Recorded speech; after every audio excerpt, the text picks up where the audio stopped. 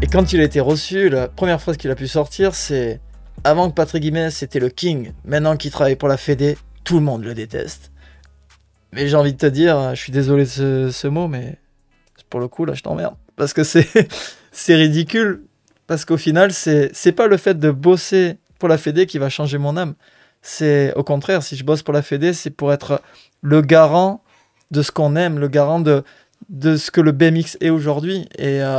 Et beaucoup de gens ne comprennent pas, et ça rejoint ce que tu dis, c'est que au final, c'est peut-être des gens qui ont cette frustration de se dire « Putain, j'aurais aimé faire ça ». À un moment donné, il faut se lever, se mettre une petite claque aux fesses et avancer. Et c'est... Encore une fois, moi, je suis pas un donneur de leçons ou le prêtre de cette école. C'est juste, moi, j'ai avancé sans me soucier de me dire, tu dois toujours faire attention à ce qu'on va penser de toi. Ben non, je le fais parce que j'en ai envie. Mais ça, le truc de l'UCI, parlons-en maintenant, j'avais un peu la question un peu plus loin, parce que ça aussi, moi je trouve que ça n'a pas vraiment de sens, tout ce débat autour de l'UCI, parce que tout le monde veut plus de reconnaissance, plus de médiatisation, plus d'argent, plus de spots, mais qu'on nous voit pas, qu'on nous parle pas. Et que... en fait, à un moment, les gens on qui veut mettent de l'argent dedans. Du beurre. Non, mais c'est clairement ça, en fait. Tu vois. Après, il y a comme disait Mathias tout à l'heure, il y a les ultra hardcore du street, eux, ils s'en foutent, ils sont dans leur coin, ok, pas de problème, tu vois. Mais sauf qu'il y a un moment, il y a des gens, en fait, tu peux même pas, limite, c'est improbable de genre aller rouler un skatepark qui a été fait par ta ville et dire ouais, fuck l'UCI, tu vois. Clair. Mais c'est grâce à eux qu'il y a ce skatepark, en fait. Et du coup, j'avais très envie d'avoir ton avis, et je me doute que tu vas être... Et nous, on l'est, enfin, on est... Mon avis va être très neutre, si je peux me permettre. Parce que tu penses de l'UCI et de l'arrivée au JO. En gros, déjà, moi, je pars du principe que on fait un sport, si on parle que du BMX, on dit que c'est du freestyle. Chacun fait ce qu'il veut.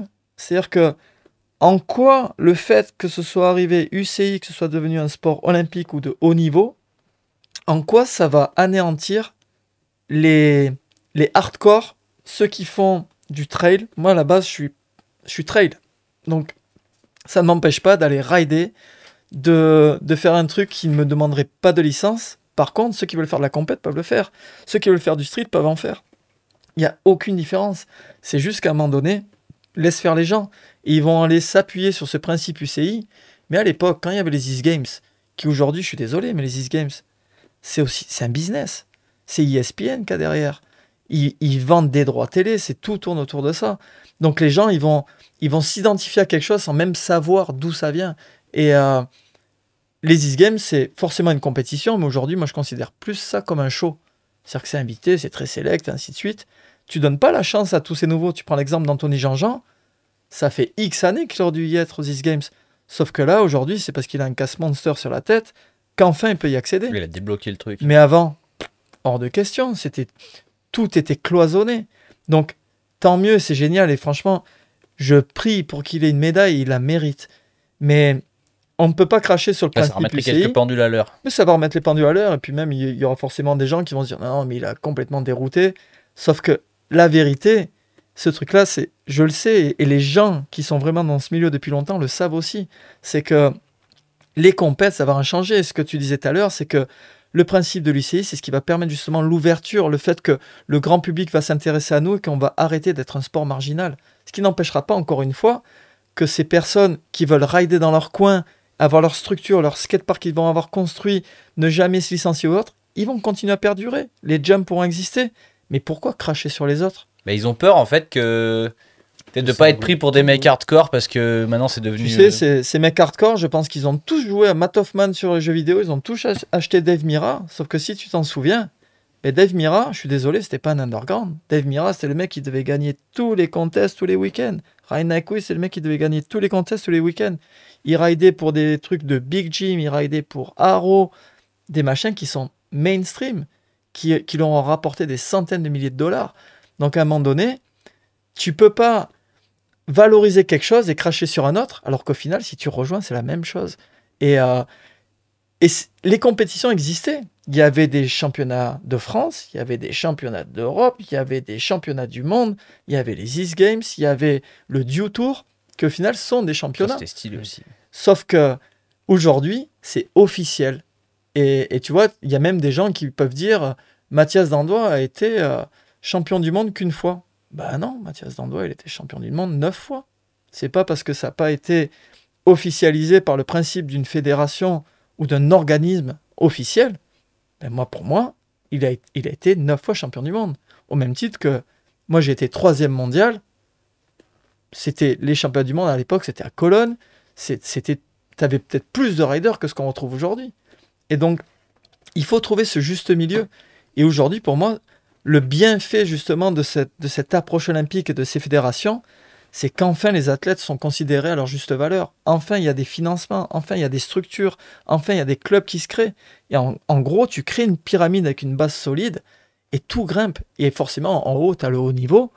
Mais si tu n'as pas cette base solide de création, de mise en place de structures et de financement, parce qu'au final, aujourd'hui, on est mis en valeur, on est reconnu par ces communes, ces départements et ainsi de suite, qui font que notre sport, en fait, ils se disent, c'est fini le sport qui est apparenté à la drogue, à la binouse, au fait d'être des marginaux. Ben non, on fait du sport. C'est pas uniquement le foot, le basket et tous ces trucs conventionnels, on va dire, pour lesquels j'ai le plus grand des respects. Mais aujourd'hui, les sports alternatifs, ils ont le droit d'exister. Et c'est juste ça mon message, et ça, c'est laisser faire les gens comme ils en ont envie. Respecter. Ouais, bah ouais. Puis c'est ça le principe presque grave. du BMX de base, Mais en grave. fait. C'est la liberté, c'est de dire on n'est pas comme des sports comme le foot ou des trucs comme C'est ça, ou sans critiquer, tu vois. Mais de base, c'est ça, en fait, la mentalité BMX, c'est tout le monde ensemble, tout le monde. Et puis être fier de se dire, putain, il y a des BMXeurs ou il y a n'importe quel rider de ces sports alternatifs qui en vivent vraiment. Soyez-en fiers, dites-vous, putain, mais il y en a qui réussissent et puis ça va faire rêver des jeunes qui vont avoir ces vocations. Ils peuvent se dire que c'est possible. Mais c'est ça. Et On peut vivre du BMX. complètement. Et puis, je le souhaite. Il faut qu'il y ait de plus en plus de gens qui émergent plutôt que d'avoir des personnes isolées, comme ça a été mon cas, celui de Mathias, d'Alex Jumelin, de beaucoup de riders, de Bibi à l'époque. On était des personnes isolées on avait la chance d'en vivre. Mais aujourd'hui, il faut que ça se démocratise. Et pareil, tu vois, il y en a qui vont se dire, les riders qui sont estampillés pôle olympique ou équipe de France, c'est forcément des gens qui sont cloisonnés, qui ne font rien de leur vie, et ils ne pensent qu'à ça. Forcément, ils sont dédiés. Mais invitez-les à n'importe quel jam, je vous garantis qu'ils vont venir, et je vous garantis surtout que ça sera la même ambiance que vous. Au final, on n'est que des humains, on est les mêmes personnes, c'est juste que on va placer des étiquettes sur les personnes, et c'est ça qui tue la communication. Donc au final, regardez, moi je suis entraîneur olympique, je suis tatoué de partout, peut-être que au départ, quand je suis arrivé dans cette fonction, T'es dans notre canapé. Et moi, je me régale, mais ça a pu faire peur. Tu vois, ça marche dans les deux sens. Les gens ont pu se dire, oh là là, il y a ce type qui arrive à la Fédé. Sauf qu'au final, c'est ton discours et c'est tes facultés et ton potentiel. Donc au final, tu vois plus l'image. C'est comme les histoires de racisme et ainsi de suite. Ne regarde pas, écoute et fais ton idée. Et puis c'est tout. Ouais, super en tout cas. Et puis on a reçu du coup Alain Massabova qui lui aussi on lui avait demandé son avis sur ça, mais justement parce que là on te pose la question parce que nous je pense que tu l'auras compris, on est plus, s'il fallait choisir un camp on est plutôt pour, tu vois. Après je comprends certains arguments de certaines personnes, je comprends qu'ils puissent penser ça, on va dire, tu vois, mais bon moi je fais plutôt partie du je pense Romain toi c'est pareil, se dire ouais mais si on veut des choses genre par exemple là dans 2 semaines on est invité au FIS, ils ont un petit budget pour nous. Mais en fait, genre sans l'UCI, on n'y serait pas, ou il n'y aurait pas le FIS, on serait pas là, tu vois. Donc, c'est clair. Et je pense, en fait, d'un côté, que. Je parle d'Alain plus tard au final. Mais que, en fait, les gens qui sont contre ça, j'ai réalisé en t'écoutant, c'est des gens qui n'ont pas essayé de faire des choses. Non. Parce qu'en fait, quand tu essaies de faire quelque chose, que ce soit créer un contest, vivre de ça, nous créer une émission, n'importe quoi. T'as pas le temps pour aller regarder et cracher sur le reste. Déjà, d'une part, et de deux, tu te rends compte qu'il faut de la thune. Puisque rien marche sans argent, et surtout de nos jours où tout augmente, tout coûte une blinde. Et du coup, si tu veux faire quelque chose, quoi que ce soit, un événement, un contest, un machin, n'importe quoi, il faut des sous. Donc il faut des sponsors, et les sponsors ils veulent quoi? De la visibilité. Et si ça évolue, c'est que ça évolue dans le bon sens. C'est clair. Et Alain disait, lui, que effectivement, notamment il avait dit qu'il y a certaines choses qu'il avait... Tout n'était pas tout rose dans le fait que ce soit passé en UCI, tu vois, mais il a dit c'est pour ça qu'on s'est battu, tu vois.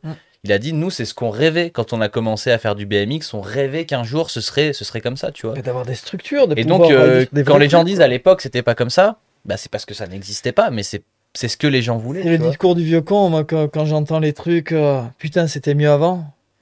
C'était quoi avant? Et avant que cette personne dise ça, il y avait quoi encore avant? Ouais, c'est Et ça. au final, c'est des faits de génération, et puis tu as cet effet de mode aussi, où les choses reviennent, c'est un cercle vertueux. Et moi, j'écoute plus. Mais tout évolue, et heureusement que ça évolue. Mais heureusement, et puis c'est ce que je disais tout à l'heure, à un moment donné, place aux jeunes. Il faut qu'il y ait des trucs. Ce qui n'empêche pas de s'exclure ou d'être exclu. C'est juste qu'à un moment donné, il faut s'adapter. Il faut comprendre les choses, et il faut évoluer. Et certains ne veulent surtout pas, soit par manque de motivation, bêtise peut-être, ou alors tout simplement ils sont ancrés dans leur truc et puis ils se disent, ah, mais tout le reste c'est de la merde. À un moment donné, ouvrez les yeux. Moi, le nombre de fois que j'ai pu discuter avec des gars, là je citerai même pas les noms, mais à discuter sur des gens qui étaient toujours dans ce principe, et fuck UCI, à un moment donné, moi je respecte, ça m'empêche pas d'aller boire un coup avec eux. Il y a des gens qui l'écrivent sur notre mur. Et il y a aucun souci, mais à un moment donné, discute avec eux, tu t'aperçois que leur discours il a est même signé son nom, il se fait surnommer Tocard. Hein. tocard. Voilà. Mais certains n'ont ni les tenants ni les aboutissants. Parce que si tu leur poses quelques questions, ils vont te dire, oui, mais un tel m'a dit. À un moment donné, tu sais même pas de quoi tu parles et tu craches. Ce qui ne veut pas dire, encore une fois, d'être asservi et lobotomisé. C'est tu fais les choses si vraiment tu as la conviction. Et moi, je le dis clairement, qu'il y a des choses qui ne me conviennent pas, je suis pas un mouton. C'est le jour où les choses ne m'iront plus, je partirai. Par contre, je ne serai pas cette personne qui ira cracher sur ceux qui ont pu me donner à manger, me permettre d'avancer et de vivre. Parce que ça, c'est ce que je me suis toujours obligé dans ma vie et dans ma carrière. C'est n'oublie pas encore une fois d'où tu viens, et surtout, et le respect, parce qu'à un moment donné, les gens, dans ta vie et dans ce petit monde, tu vas les revoir. Et si tu as cette chance de les revoir, et si tu vois qu'ils te sourient, c'est qu'encore une fois, tu as fait la part du job. C'est que reste toi. Et certains, ils vont tout envoyer chier, ils vont se dire, ben, c'est pas grave, on s'en fout, on passe à autre chose, comme les gars qui changent de sponsor comme de chemise. Ben, moi, j'ai pas forcément de respect pour eux, parce que eux ne respectent pas les marques, et des fois, c'est souvent des petites marques qui leur servent de tremplin, et après, tu dis, allez, ça dégage, on passe au gros. Et du respect. Moi, j'ai eu des sponsors qui m'ont duré 14 ans. Des TSG, je suis resté 14 ans chez eux. Et puis ça aide aussi. Tu vois, par exemple, je rebondis sur ça, mais il y a plein de gens qui... Parce que nous, on a des partenaires trop cool pour l'émission et qu'on remercie à chaque fois. On vous aime, tu vois. Et il y a des gens qui... Et forcément, s'il y en a qui nous en parlent, bah, c'est qu'il y en a aussi qui le pensent, qui nous en parlent pas, tu vois, c'est logique. Il y en a qui comprennent pas pourquoi on a autant de partenaires et tout, des trucs de ouf, notamment, on est sponsorisé par Alltrix, tu vois, qui Alltrix, c'est un géant, enfin pas mondial, mais c'est un géant, tu vois, il y a peu de gens qui sont sponsorisés par Alltrix. Et les gens comprennent pas, tu vois, pourquoi nous... Mais en fait, on le fait être partenaire de nos partenaires, on le fait tellement bien. On le fait avec le cœur, on les met en avant et tout, et c'est comme une famille pour nous. Et c'est ça aussi que les marques cherchent, tu vois. Il y en a trop, où nous, avec Romain, tu vois, par exemple, à un moment, on avait créé une marque de vêtements, et on sponsorisait des gars, et alors les gars, il y en avait. Après, c'était à petit niveau, tu vois. Ouais, mais vous l'avez fait avec votre cœur, et vous avez direct voulu remettre le truc en dans gros, le rail. L'idée, c'était, tu vois, genre de donner à des gens qui ont, genre, pas forcément tous les moyens et tout, genre, de les aider, tu vois. Donner un groupe genre pour construire ensemble genre. Exactement. Il y avait des riders mais il y avait aussi des photographes et du coup les deux ensemble ils peuvent faire une vidéo. Vous avez pris de l'énergie collective et vous montez un truc et ça peut que fonctionner. Mais tu vois ce que je voulais dire, c'est qu'on recevait énormément de messages de gens qui voulaient être sponsorisés et les gens ne faisaient rien. C'est-à-dire que même pas, ils mettaient une photo sur Insta, tu vois. Ouais. Et après, c'est ces mêmes gens qui disent, mais comment tu fais Enfin, tu sais, il y en a, on leur donne leur chance et ils font rien derrière, tu vois. Donc, c'est aussi ça. Faut aussi... On en a aussi eu, genre, c'était des tueurs. Hein. Ah bah, évidemment. Les mecs, ils étaient toujours là et tout. Mais il y en a qui comprennent pas tout, en fait. Mais c'est clair. Et puis même dans le BMX, il y a un truc aussi qui n'est pas le cas dans le monde du VTT. C'est que le VTT, déjà, il y a beaucoup plus de pièces sur un VTT. Les pièces sont beaucoup plus chères et il y a une innovation constante. Et alors surtout, que sur le BMX, il y a tout est fait. Il n'y a plus d'innovation. Ça pourrait pourtant. Donc les marques ne font pas autant d'argent que ce qu'ils voudraient. Et du coup, bah, faut bien qu'il aille quelque part l'argent si on veut faire quelque chose dans le BMX. Il y a un truc tout simple, c'est que déjà, un VTT, tout le monde a un VTT. C'est comme un skate, une trottinette. Enfin, c'est des objets que tu retrouves dans tous les foyers. Et forcément, mais il y a plus d'argent. Et les gens du VTT, les athlètes et tous ceux qui sont dans ce business, il n'y a pas eu cette honte. Moi, je me rappelle, à l'époque, j'ai fait des contests de VTT, pas en slopestyle, c'était vraiment du dirt à l'époque, avec l'époque de Timo Pritzel, tout ça.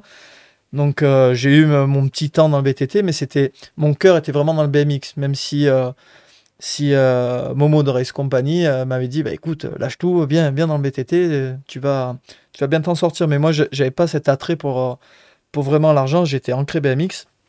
Mais j'ai ce respect pour ça ben, t'en as qui s'en sortent vraiment quand tu vois des carrières, ben, de voir ben, nos Frenchies, que ce soit Lil Moine, Drew Biche, tout ça, de voir qu'ils s'en sortent et qu'ils gagnent leur vie, mais tant mieux de voir des mecs comme André Oula-Kondegi qui ont été des pionniers, qui ont poussé le truc, ben, c'est juste parfait. Et il faut pas avoir honte de se dire, ben, ces mecs-là, ils peuvent toucher beaucoup, mais ils le méritent. Ils prennent Bah, bien tellement de sûr risques. qu'ils le méritent. Sauf que ça, c'est encore une fois, dans le BMX, c'est très, très tabou. Très tabou, alors que Feu, il faut. Heureusement qu'on a Mathias Zandon, encore une fois. Heureusement, il a poussé les portes de tout ça. Il a montré qu'il pouvait passer la télé, il a montré qu'il pouvait faire un film. Enfin, moi, j'ai que du respect pour ça. Ah bah, nous aussi, hein. Non, mais en tout cas, c'est trop cool d'avoir eu ton avis et je vous encourage vivement, ceux qui l'ont pas vu, à aller voir aussi l'avis de Alain, qui est pas le même. Enfin, qui Alain, va- si tu nous écoutes, va dans le même t'intérêt être sens en que toi. forme vendredi prochain. Ah, vous allez à un contest là? Non, le week-end pas un- prochain, on a un show et Ah oui. il a intérêt à pas me dire, écoute, c'est humide, j'ai pas envie de faire du vélo. Non, mon petit Alain, tu vas être en pleine forme. Je peux te garantir que du haut de tes 64 ans, tu vas envoyer, quoi. Et tu es avec le coach et putain, mais ça me fait une transition merveilleuse.